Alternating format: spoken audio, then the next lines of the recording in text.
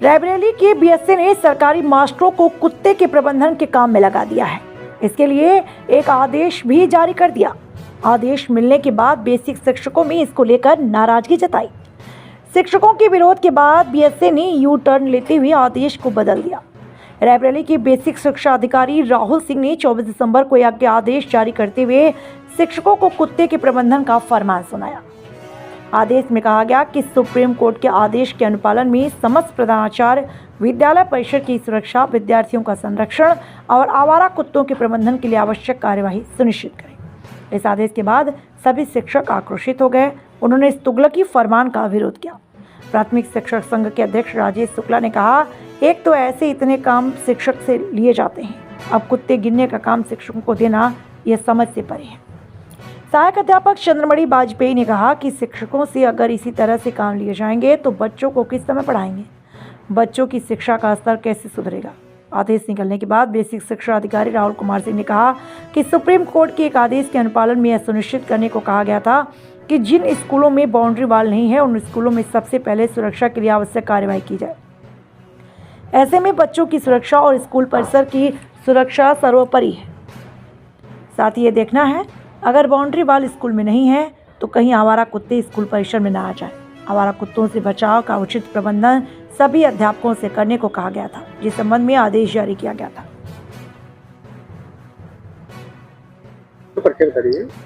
चंद्रमणि वाजपेयी, सहायक अध्यापक, कंपोजिट विद्यालय नकुलहा। जिला क्या है आज हम लोग जो है बीएसए ऑफिस में अपने जिला अध्यक्ष जी के उत्तर प्रदेशी प्राथमिक शिक्षक संघ के जिला अध्यक्ष के नेतृत्व में आए हैं। कल एक आदेश किया गया है जिला बेसिक शिक्षा अधिकारी रायबरेली के द्वारा कि शिक्षक अब कुत्ते गिनने का काम करेंगे, तो उसके सेवी क्षेत्र में कितने कुत्ते हैं उनकी गणना की जाए। तो हम लोग इसका पुरजोर विरोध कर रहे हैं, क्योंकि गुरु एक अन्य कार्मिकों से और अन्य जो कार्य करने वाले हैं विभागों में उनसे अलग है। बच्चे पूछते हैं कि सर क्या आप कुत्ते कब गिनेंगे आप लोग, वो बच्चा क्या आदर्श लेकर जाएगा जब बड़ा होगा कि हम ऐसे शिक्षकों के उसमें पढ़े हैं जो कुत्ते गिनते थे।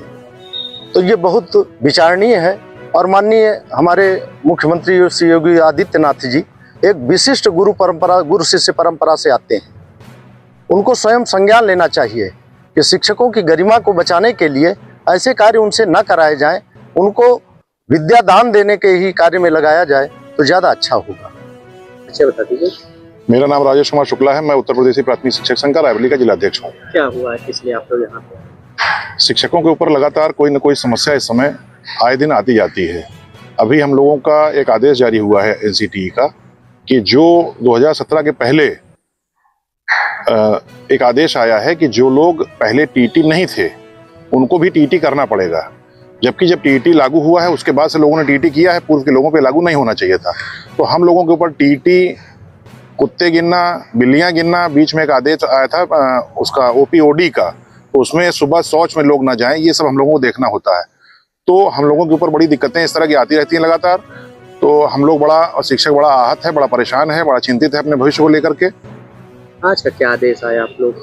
हम लोगों के यहाँ एक रायबरेली में आदेश आया है कि विद्यालय जो है प्रधानाध्यापक जो है वो कुत्ते गिनने का काम करेंगे।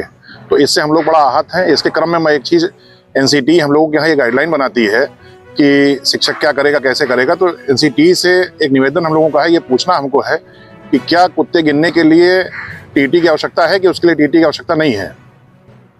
पत्र जारी हुआ है, क्या है पत्र और क्या उससे मैसेज देना चाह रहे हैं आप लोग?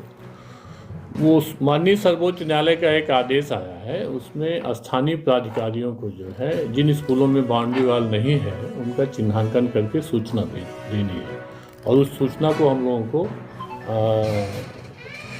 लखनऊ भेजना है। तो उसी के संबंध में एक ओरली ऐसे खंड शिक्षा अधिकारियों को कहा गया था कि आप लोग जब तक वो सूचना नहीं आ जाती है, आप लोग जिन स्कूलों में बाउंड्री वॉल नहीं है उनका चिन्हांकन करते हुए उसकी सूचना हमें उपलब्ध करा दें, ताकि जो माननीय सर्वोच्च न्यायालय का आदेश आया है उसमें स्कूलों में एक नोडल शिक्षक की नियुक्ति करनी है, उसी के संबंध में दिशा निर्देश जारी किए गए थे। थोड़ा सा उसमें स्थानीय प्राधिकारी के माध्यम से है उसमें प्रावधान कि उनके माध्यम से सूचना लेनी है। तो जब तक वो सूचना नहीं आ जाती हम लोगों ने ऐसे ही खंड शिक्षा अधिकारियों के माध्यम से सूचना मंगवाने के लिए पत्र निर्गत किया।